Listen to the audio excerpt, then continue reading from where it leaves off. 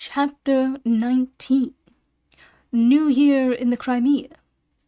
Good news. The armistice. Barter with the Russians. War and peace. Tidings of peace. Excursions into the interior of the Crimea. To Simferopol. Bakhchisarai, etc. The troops begin to leave the Crimea. Friends' farewells. The cemeteries. We remove from Spring Hill to Balaclava. Alarming sacrifice of our stock. A last glimpse of Sebastopol. Home. Before the new year was far advanced, we all began to think of going home, making sure that peace would soon be concluded.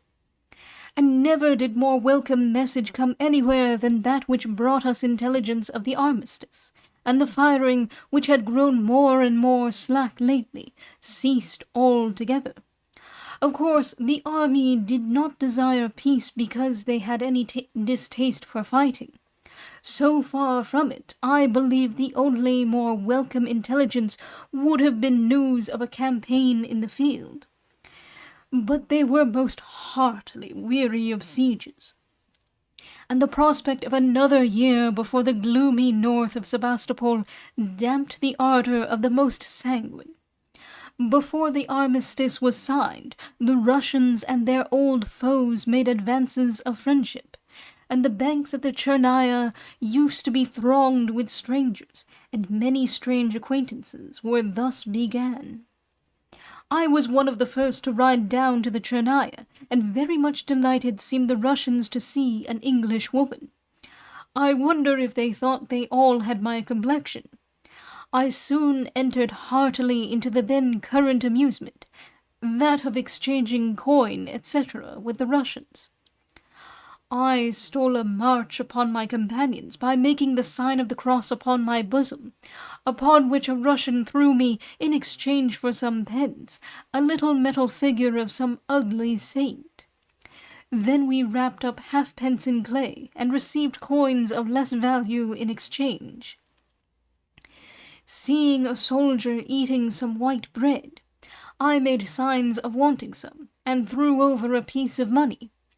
I had great difficulty in making the man understand me, but after considerable pantomime, with surprise in his round bullet eyes, he wrapped up his bread in some paper, then coated it with clay and sent it over to me. I thought it would look well beside my brown bread taken from the strange oven in the terrible Redan, and that the two would typify war and peace.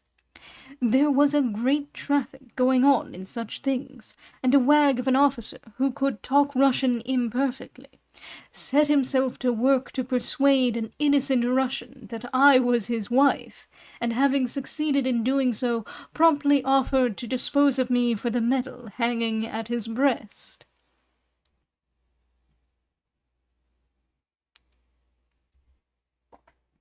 The last firing of any consequence was the salutes with which the good tidings of peace were received by army and navy. After this soon began the home-going with happy faces and light hearts, and some kind thoughts and warm tears for the comrades left behind. I was very glad to hear of peace also, although it must have been apparent to everyone that it would cause our ruin. We had lately made extensive additions to our store and outhouses. Our shelves were filled with articles laid in at a great cost, and which were now unsaleable, and which it would be equally impossible to carry home. Everything from our stud of horses and mules down to our latest consignments from home must be sold for any price, and as it happened for many things worth a year ago their weight in gold, no purchaser could now be found. However, more of this hereafter. Before leaving the Crimea, I made various excursions into the interior, visiting Simferopol and Bakhchisarai. I travelled to Simferopol with a pretty large party and had a very amusing journey. My companions were young and full of fun, and tried hard to persuade the Russians that I was Queen Victoria, by paying me the most absurd reverence. When this failed, they fell back a little and declared that I was the Queen's first cousin. Anyhow, they attracted crowds about me, and I became quite a lioness in the streets of Simferopol, until the arrival of some Highlanders in their uniform cut me out.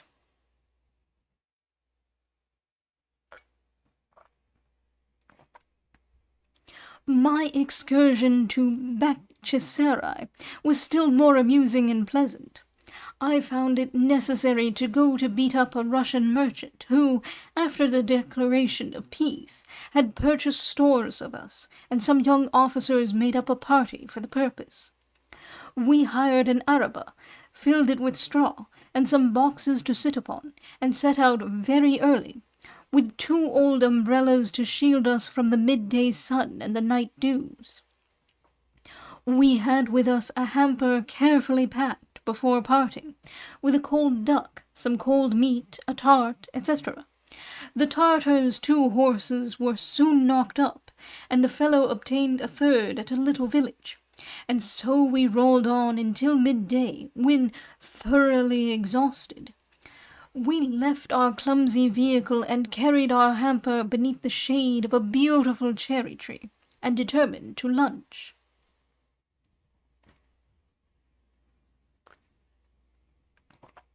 Upon opening it, the first thing that met our eyes was a fine rat, who made a speedy escape. Somewhat gravely we proceeded to unpack its contents, without caring to express our fears to one another, and quite soon enough we found them realized. How or where the rat had gained access to our hamper it was impossible to say, but he had made no bad use of his time, and both wings of the cold duck had flown, while the tart was considerably mangled. Sad discovery this for people who, although hungry, were still squeamish. We made out as well as we could with the cold beef, and gave the rest to our Tartar driver, who had apparently no disinclination to eating after the rat, and would very likely have despised us heartily for such weakness. After dinner we went on more briskly, and succeeded in reaching Bakhchisarai. My journey was perfectly unavailing. I could not find my debtor at home, and if I had, I was told it would take 3 weeks before the Russian law would assist me to recover my claim. Determined, however, to have some compensation, I carried off a raven, who had been croaking angrily at my intrusion. Before we had been long on our homeward journey, however, Lieutenant C sat upon it, of course accidentally, and we threw it to its relatives, the crows. As the spring advanced, the troops began to move away at a brisk pace. As they passed the iron house upon the Col, old for the Crimea, where so much of life's action had been compressed into so short a space of time, they would stop and give us a parting cheer, while very often the band struck up some familiar tune of that home they were so gladly seeking. And very often the kind-hearted officers would find time to run into the British Hotel to bid us good-bye, and give us a farewell shake of the hand. For you see, war, like death, is a great leveller, and mutual suffering and endurance had made us all friends. My dear Mrs. Seacole and my dear Mr. Day, wrote one on a scrap of paper left on the counter. I have called here 4 times this day, to wish you good-bye. I am so sorry I was not fortunate enough to see you. I shall still hope to see you tomorrow morning. We march at 7 a.m. And yet all this going home seemed strange and somewhat sad, and sometimes I felt that I could not sympathize with the glad faces and happy hearts of those who were looking forward to the delights of home, and the joy of seeing once more the old familiar faces, remembered so fondly in the fearful trenches and the hard-fought battlefields. Now and then we would see a lounger with a blank face, taking no interest in the bustle of departure, and with him I acknowledged to have more fellow-feeling than with the others, for he, as well as I, clearly had no home to go to. He was a soldier by choice and necessity, as well as by profession.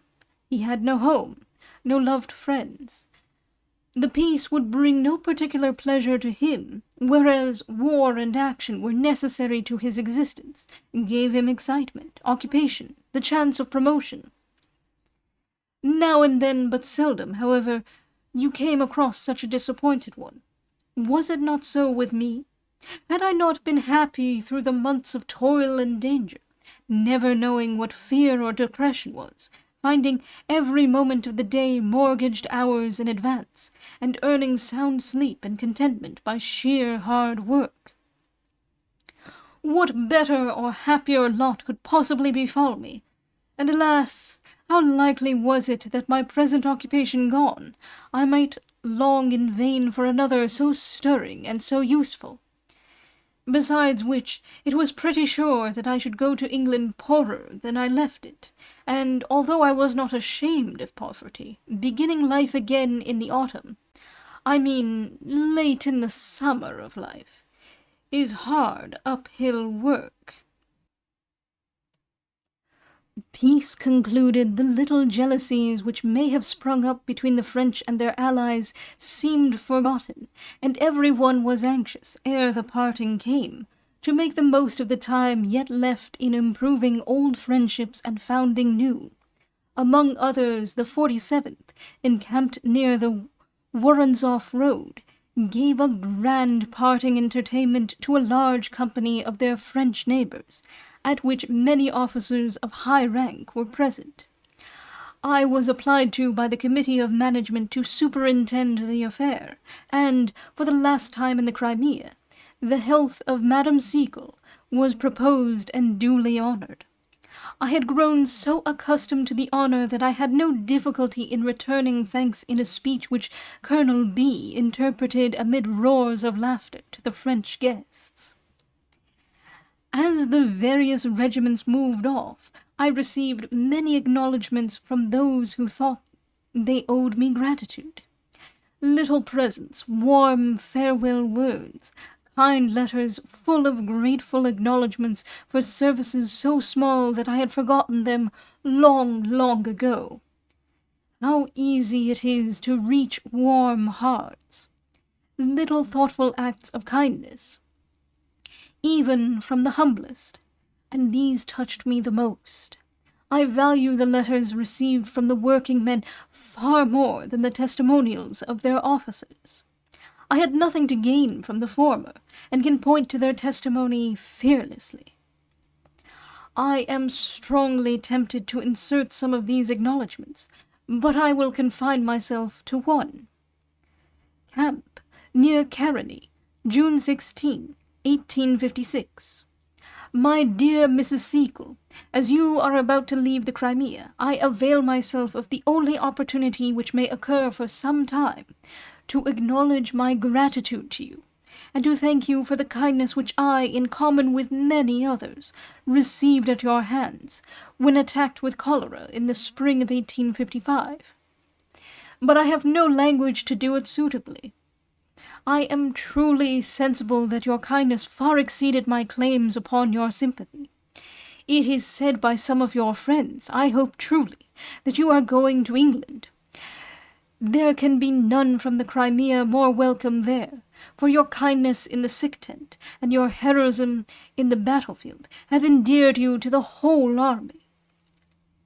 I am sure when her most gracious Majesty the Queen shall have become acquainted with the service you have gratuitously rendered to so many of her brave soldiers, her generous heart will thank you. for you have been an instrument in the hands of the Almighty to preserve many a gallant heart to the Empire, to fight and win her battles. If ever again war may become a necessity, please to accept this from your most grateful, humble servant, W.J. Tynan. But I had other friends in the Crimea, friends who could never thank me. Some of them lay in their last sleep, beneath indistinguishable mounds of earth, some in the half-filled trenches, a few beneath the blue waters of the Euxine. I might in vain attempt to gather the wild flowers which sprung up above many of their graves, but I knew where some lay, and could visit their last homes on earth.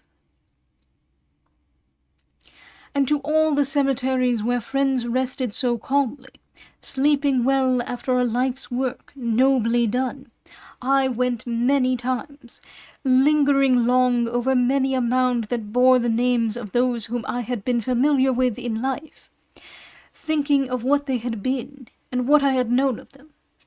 Over some I planted shrubs and flowers, little lilac trees, obtained with no small trouble, and flowering evergreens, which looked quite gay and pretty ere I left, and may in time become great trees, and witness strange scenes, or be cut down as fuel for another besieging army, who can tell?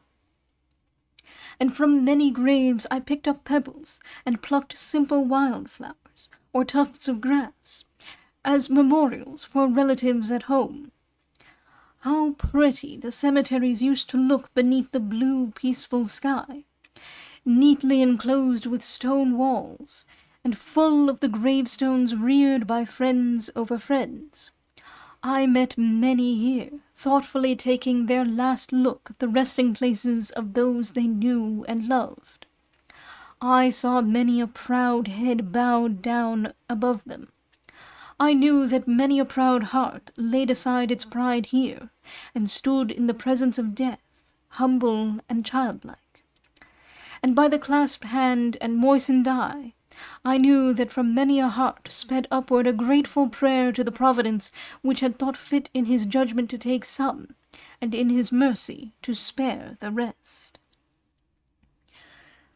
Some 3 weeks before the Crimea was finally evacuated, we moved from our old quarters to Balaclava, where we had obtained permission to fit up a store for the short time which would elapse before the last redcoat left Russian soil.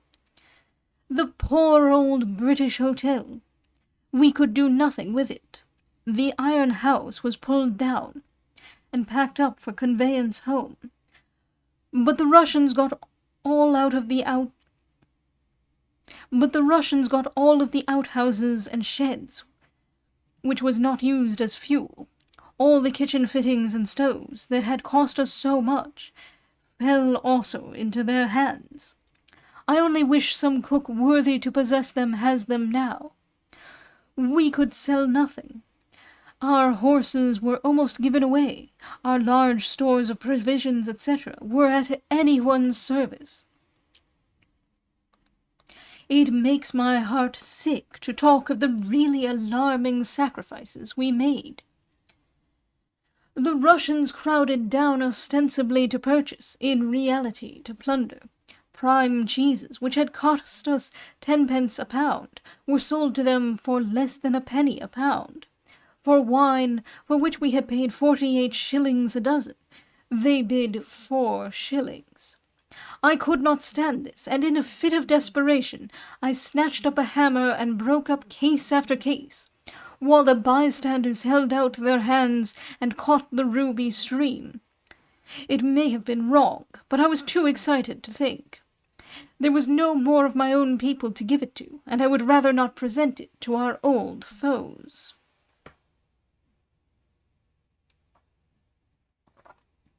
We were among the last to leave the Crimea.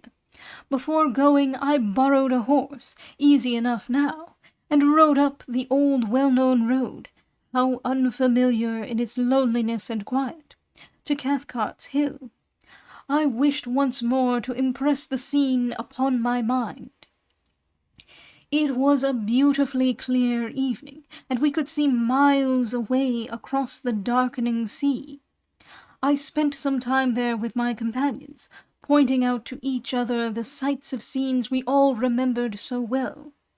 There were the trenches, already becoming indistinguishable, out of which on the 8th of September we had seen the storming parties tumble in confused and scattered bodies before they ran up the broken height of the Redan. There the Malakoff, into which we had also seen the luckier French pour in one unbroken stream. Below lay the crumbling city and the quiet harbour, with scarce a ripple on its surface, while around stretched away the deserted huts for miles. It was with something like regret that we said to one another that the play was fairly over, that peace had rung the curtain down, and that we, humble actors in some of its most stirring scenes, must seek engagements elsewhere.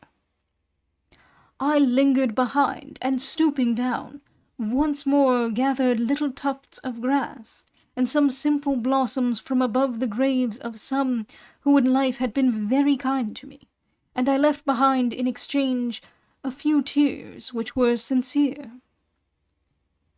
A few days later, and I stood on board a crowded steamer, taking my last look of the shores of the Crimea.